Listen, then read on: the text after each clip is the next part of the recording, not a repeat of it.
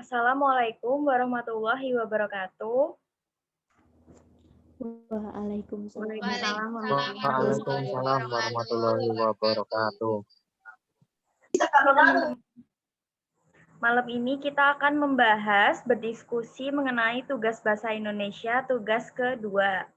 Udah pada baca jurnalnya ya? Udah. Ya. Siap, Nah, udah. pada tugas 2 ini kita menentukan informasi penting yang ada dalam jurnal yang udah kita cari. Langsung aja kita analisis ya. Mulai dari judul artikelnya. Judul artikelnya apa, guys?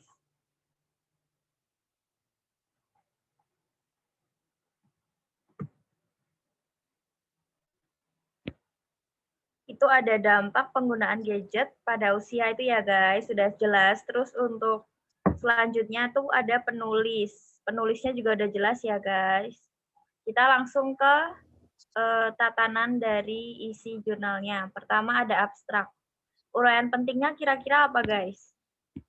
Kalian udah cari kan? Siap, udah. Ini kalau dari aku ya, yang abstraknya itu. Nanti kalau misalnya salah, mungkin dari kalian bisa revisi atau dibenerin lagi. Itu dari abstraknya aku ambil. Jadi penggunaan gadget dengan resiko gangguan pemusatan perhatian dan hiperaktivitas pada anak usia prasekolah di TK ABA 3 Gunungan. Hasil penelitian terdapat 81,1% anak menggunakan gadget lebih dari 2 jam per hari dan 82,2% anak normal dan tidak memiliki resiko GPPH. Jadi gimana guys? Apa ada yang salah atau ada yang ingin ditambahkan? Itu aja.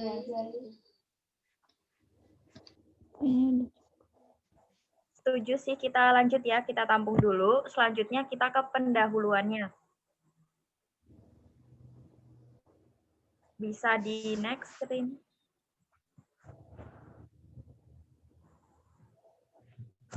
Kira-kira apa guys pendahuluannya?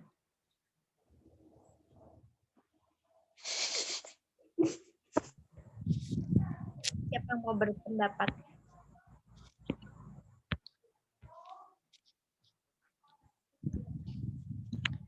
Pendahuluannya, gadget adalah perangkat elektronik berupa komputer atau laptop, tablet, PC, video game, dan juga telepon seluler atau smartphone. Itu mungkin ada yang nambahin?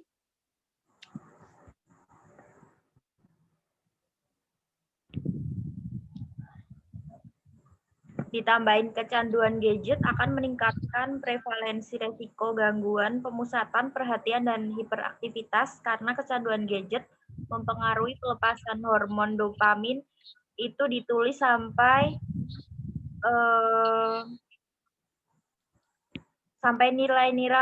nilai-nilai moral lainnya ya. Nilai-nilai moral lainnya. Oh, sampai situ aja. Setuju sih. Jadi kita ya, metode penelitian. Ada ya di situ metode penelitiannya.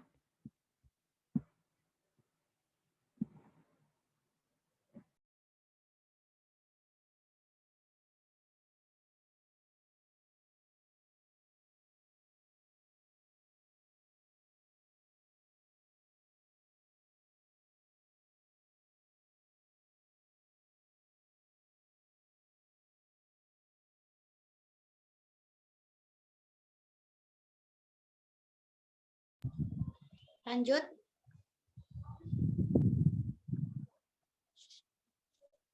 Mana Putri? Metodenya. Uraian pentingnya apa guys di metode penelitian?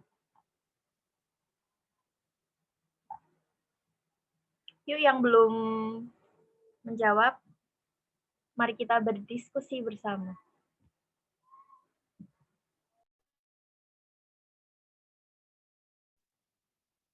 Itu apa? Yang metode itu penelitian yang menekankan waktu pengukuran atau observasi. Itu enggak sih? Yang metode tuh? Tahu gimana? Kamu mau ditambahin?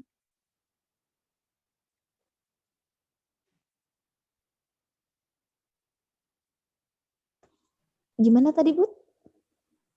Yang metode penelitian Yang itu apa tadi? Yang di metode. Jadi di situ kan ada penjelasan yang penelitian menekankan waktu pengukuran atau observasi data variabel. Nah, itu ada tambahan nggak? Kalau menurut aku sih di situ. Kalau menurutku metode penelitian ini menggunakan korelasional dengan pendekatan cross-seksional, yaitu pendekatan yang menekankan waktu pengukuran atau observasi data variabel independen dan dependen hanya satu kali pada suatu saat. Mungkin bisa ditambahin sama teknik penelitian. Di sini juga ada tekniknya. Iya, ditambahin teknik penelitian.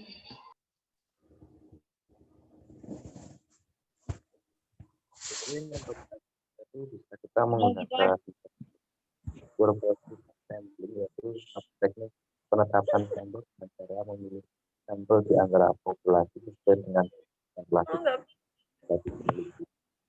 Kalau itu gimana sih?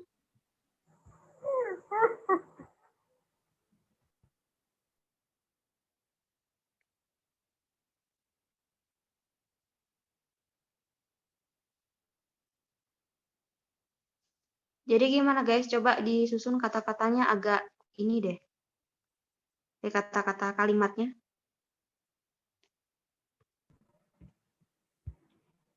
Ini aja berarti. Yang aku sebutin tadi, yang metode penelitian ditambah teknik penelitiannya. Nah, tekniknya ini purposive sampling, yaitu suatu teknik penetapan sampel dengan cara memilih sampel di antara populasi sesuai dengan yang telah dikehendaki peneliti. Jadi kita sebutin metode penelitiannya sama tekniknya penelitiannya itu seperti apa. Apa ada yang pengen ditambahin lagi? Kalau enggak kita next ke hasil penelitian. Lanjut. Oke, next ya. Lanjut. Penelitian.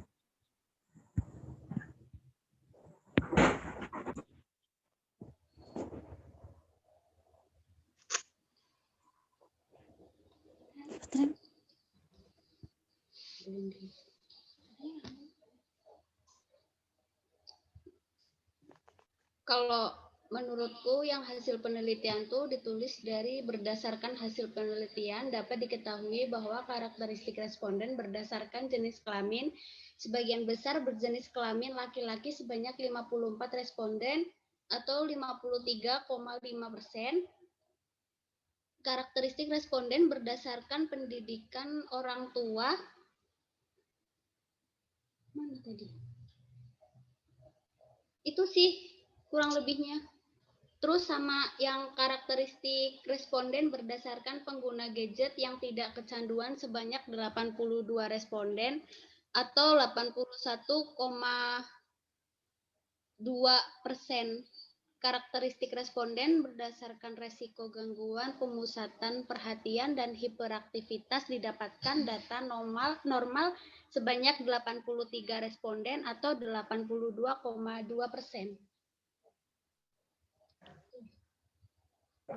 Boleh simpel juga kok udah diambil intinya. Setuju sih kalau aku. Ya, soalnya udah mencangkut data-datanya itu. Yang berapa persen sama angkanya 82, 83. Udah sih itu. Setuju kalau aku. Oke, kita lanjut ke pembahasan.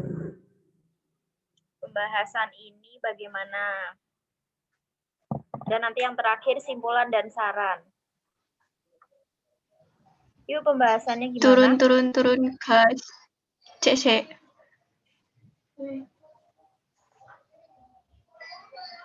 Ini masih hasil ya? Mana toh?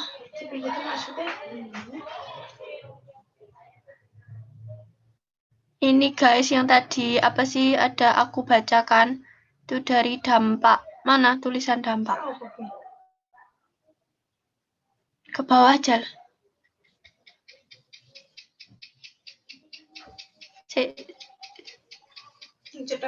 Nah, ke bawah lagi.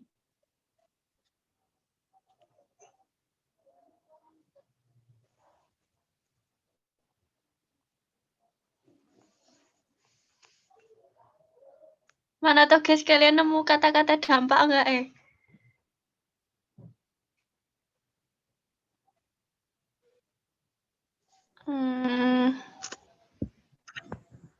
Ini Vi, ada yang dampak negatif itu Nah. kah? Oh, Ya. Ini dari pembahasan Ya, itu toh. Kan karena latar belakangnya itu kecanduan gadget, terus habis itu dia terkena GPPH, sama satu lagi dia itu anaknya prasekolah kan. Nah, terus di pembahasan itu diambil dari dampak dari penggunaan gadget adalah menjadi malas bergerak dan beraktivitas, kurang bersosialisasi, sulit berkonsentrasi, terpapar radiasi elektromagnetik, lebih emosional, sulit berkomunikasi, kecanduan phantom vibration syndrome, kematangan lobus frontalis menurun. Nah, terus habis dari dampak kita ini ke yang ini nih, yang hasil penelitian pada tabel 2 itu. Ke bawah itu kan ada tulisan. Hal ini mengindikasikan bahwa anak-anak pada TK ABA 3 Gunungan Barenglor tidak mengalami resiko GPPH seperti perilaku hiperaktif, impulsif, tidak mampu memusatkan perhatian. Nah, kalau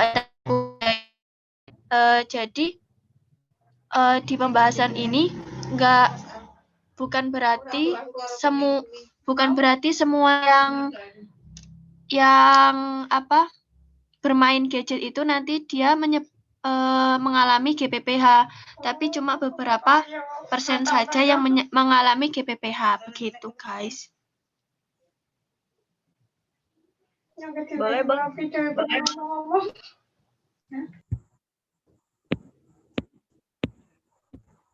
Berarti kita lanjut ya ke kesimpulan dan saran.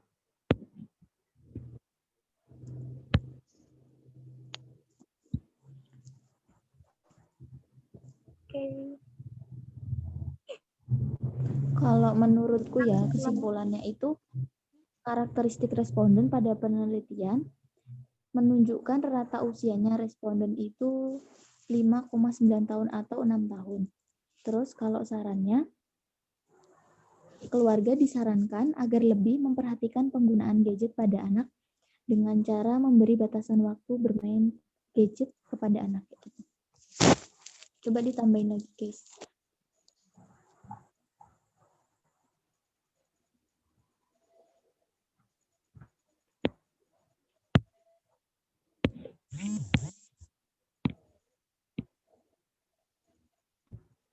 Gimana, guys?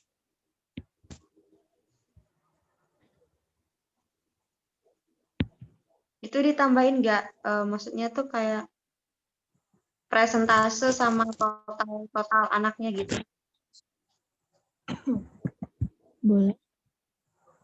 Kayak berdasarkan jenis kelamin dapat diketahui bahwa sebagian besar laki-laki dengan jumlah 54 anak dengan presentase 53,5%. Terus apa lagi ya? Data sebagian besar lulusan perguruan tinggi sebanyak 89 orang dengan presentase 88,1%. Terus dimasukkan juga data pendapatan keluarga per bulan sebanyak 85 orang dengan presentase 84,2%. Nah, gimana itu? Apa ada yang ingin dibenerin lagi kalimatnya atau tambahin?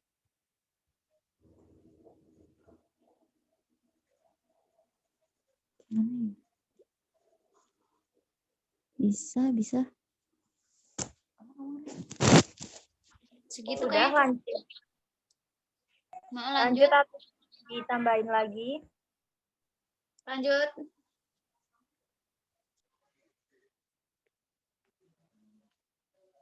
Selanjutnya kita membahas untuk daftar pustakanya. Kalau daftar pustaka tuh bagaimana menurut teman-teman? Dia ada beberapa sumber referensi ya dari berbagai bahan bacaan untuk menunjang penulisan jurnal tersebut. Jadi nggak perlu disebutin satu-satu sih kalau itu. Cukup Iya, soalnya kita. kan ada banyak. Iya benar.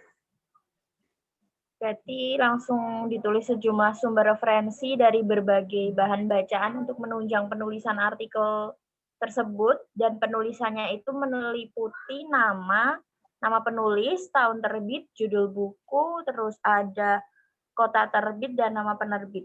Seperti itu ya, kurang lebih. Langsung aja kita next ya ke gagasan atau saran, dan di sampingnya itu tadi ada penulis, dan yang penulis sudah kita bahas di atas, jadi kita bahas yang gagasan atau sarannya aja. Menurut teman-teman sarannya apa? Inti dari saran, informasi penting yang ada di saran. Ya, yang jelas sarannya tuh kita gimana sih? Oh kita? Yang jelas sarannya itu lebih memperhatikan bahwasanya itu penggunaan gadget buat anak itu nggak bagus gitu loh. Jadi lebih ke mengontrol aktivitas penggunaan gadget. Gimana yang lain? Ada tambahan? Yang lain yuk.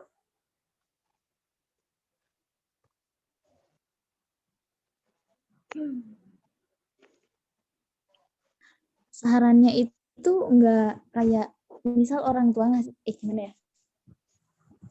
Benar, Oke. Mungkin ada yang nggak setuju atau ingin menambahkan.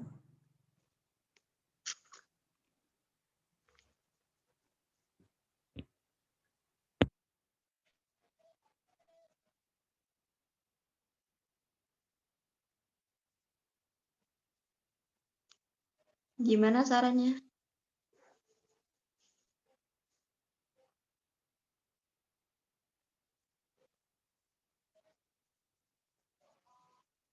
Soalnya kan ini dunia pergadgetan.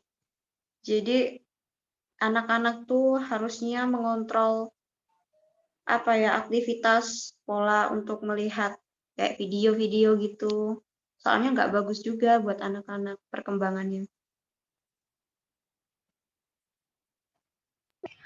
Kalau menurutku tuh kalau emang sih rata-rata anak tuh dia tuh belum bisa mengontrol dirinya sendiri gitu loh. Jadi tuh emang butuh pengawasan dari orang tua. Nah, orang tua itu nanti membatasi penggunaan gadget, misalnya nih seminggu boleh menggunakan gadget tuh hari apa aja. Terus habis itu berapa jam dia menggunakan gadget kayak gitu. Karena kalau misalnya dari orang tua lalai pun juga, ya sama aja nanti anaknya juga gampang kecanduan gadget. Oke, Benar itu sih. kan kalau dari kita pribadi ya, sebenarnya di jurnalnya itu dia udah tercantum sarannya. Coba di-scroll dulurin.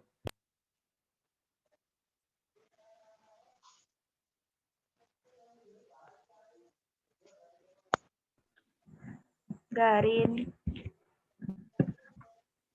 Oke, gimana? Di bagian jurnalnya dia ada sarannya. Coba kamu scroll ke atas lagi. Di atas daftar pustaka tuh ada saran. Siap. Nah, itu kan ada kesimpulan dan saran ya. Menurutku mulai dari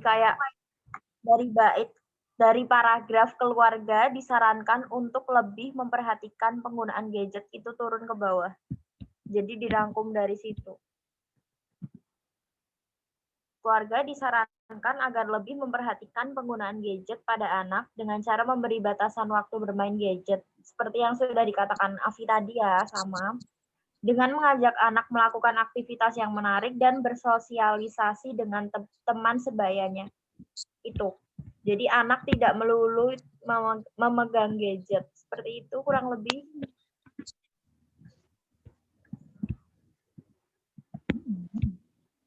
Apa ada yang mau menambahkan? Udah sih gitu aja kalau menurut aku sih. Karena udah mencakup anak sama keluarganya sama gadgetnya juga.